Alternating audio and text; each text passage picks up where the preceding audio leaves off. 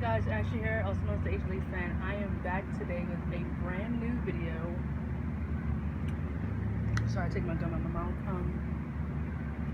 Life has been so busy. I have been extremely busy. But I feel so bad for not making any videos like this. I haven't even made any WWE edits lately on YouTube. There is a whole bunch of Roman and Nikki Bella videos that I honestly want to make. So please be patient for that. But honestly, when it comes to these videos, there is so much I want to do. Honestly, I still have to finish my OC vs. Gossip Girl. Have not got that done. I want to finish my Problem with St. John's videos. Haven't got that done. I want to finish the rest of my Vampire Diaries Unpopular Opinion second half. I haven't got that done. And there's other stuff too. Like I want to talk about One Street Hill. I want to talk about.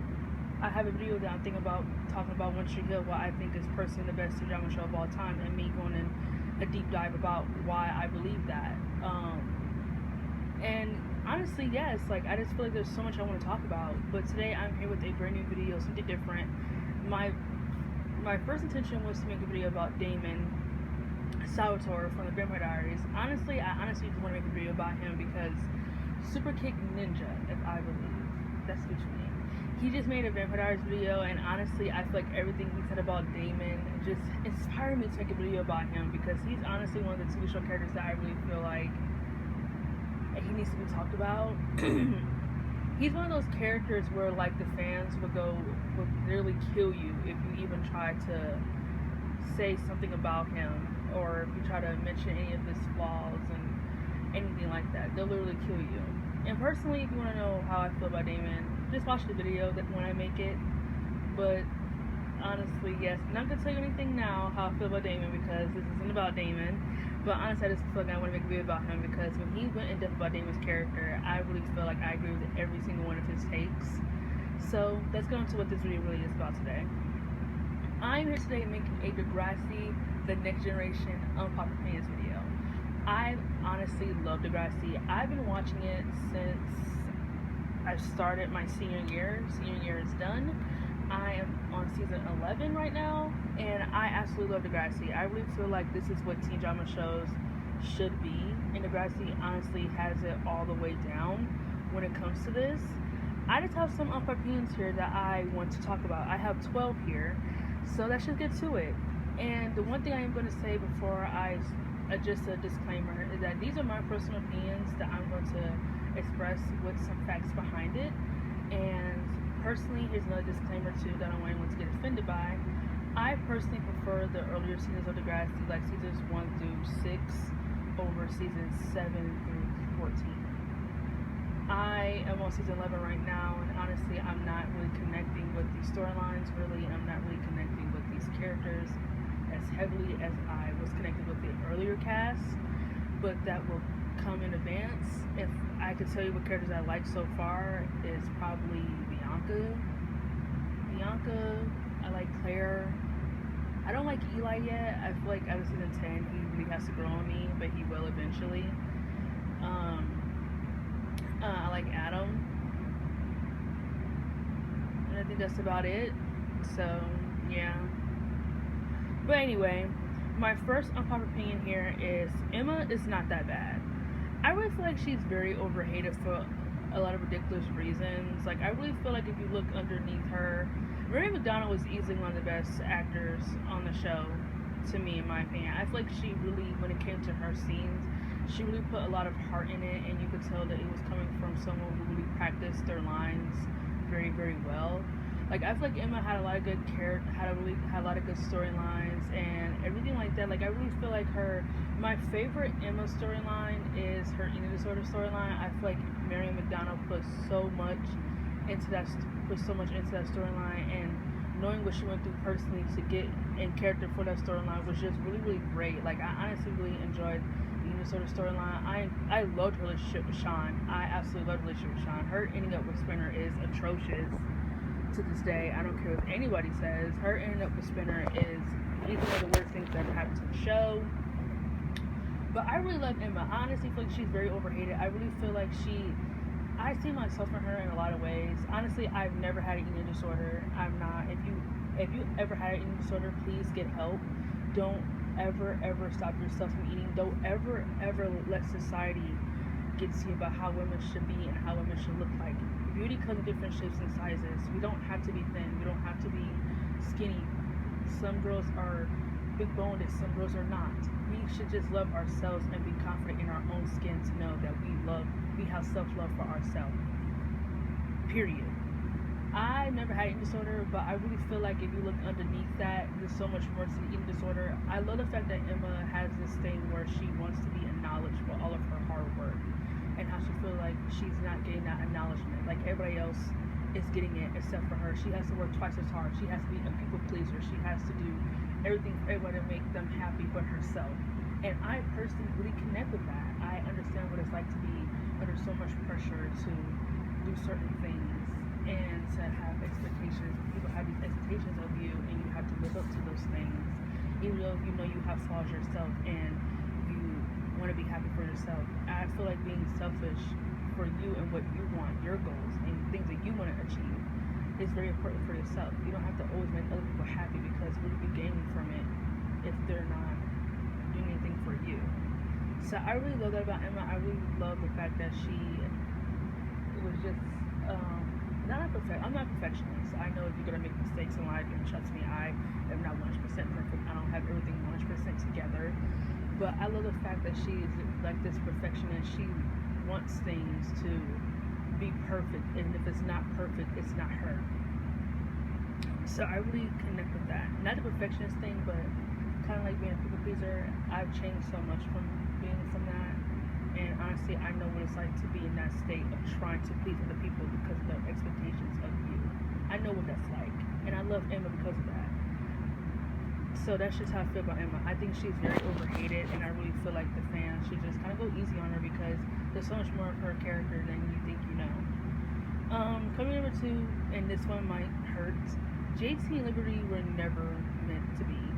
After watching this show a couple of times, I realized that there was chemistry there, but I don't think the relationship was going to last. I would have loved to see how it would have been if JT did not die. But honestly, I feel like Liberty was just so mean to him. She was so mean to him. I don't think their personalities really mixed well together. Like, I understand you're gonna have different personalities, but I don't really feel like they had that compromise. They don't have the compromise to make things work. Like, Liberty is such a control freak, and she's so mean and aggressive towards JT. And JT is all about having fun and being not really all that responsible and everything like that. He was kind of very immature, and I really feel like those two things just don't blend when it comes to them too. So I don't think they're really meant to be together. But I would have had loved to see how the shit would have gone after season 6 if JT did not die. But I don't think they were meant to be together. I don't think the relationship made a lot of sense when I watched them in season 5. The pregnancy storyline was good, but Liberty was just so mean to him. I just don't think that they were meant to be together. Because Liberty literally had no personality besides being smart and all that. Like, she really had no personality. She was really boring. And I love JT, but I don't think they would have had lasted together. But I would say the chemistry was there. But yeah. Number 3, Peter should have gone to prison for what he did to Manny. Just period. That's it. That's the sentence. He honestly should have gone to prison after what he did to Manny, and the fact that they did not have Manny press charges for doing child pornography is just fucking wild. But it is what it is. Coming in number 4 is, and this one might hurt too, our girl Manny Santos. I know fans don't like to disrespect her. I know fans hold her up in this high regard, but I can't help but understand the hypocrisy when it comes to her character and other female characters. So let's talk about it. So coming in number 4 is, I believe wholeheartedly that Manny was a hoe. That's it. I honestly do think that she did go after other girls' boyfriends when they were dating someone else, and the fact that she didn't care about how she was doing it or how she went at it just really rubbed me the wrong way as a person watching this, as an audience member. Don't get me wrong, I love Manny as much as anyone, but my love for her really, really came very slowly, because when we first watched her, like, I would say like season 3, she did a lot of dumb shit that was just really getting on my nerves. Like the whole being obsessed thing with Craig, and just like doing stupid stuff to get a bit of validation and just changing her whole personality for boys. Like it really just went the wrong way. But that's part of adolescence. Like my love for Manny really came very shortly. Like I would say it was until like season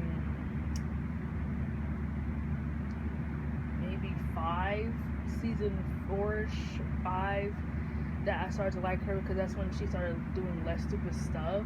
Like season 3 and like season 2 and all that other bullshit, like she was really getting on my nerves, especially like season 3 and like the first half of like season 4, like she was getting on my nerves too with being in Emma's business and trying to rat out Paige about her dating her teacher. Like that shit just really blew the fuck out of me.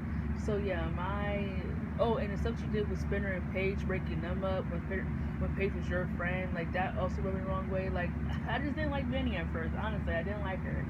So I honestly do think that she was a hoe because she did a lot of stupid shit to get guys' attention, and she also went after other girls' boyfriends when she know who they were dating, and that didn't rub me the right way. So there it is. Coming in number 5, Manny should have had the baby. I think her having a kid would have been very good character development for her. Most people don't think it would have been. I honestly think her having a kid would have been very, very interesting character development for her.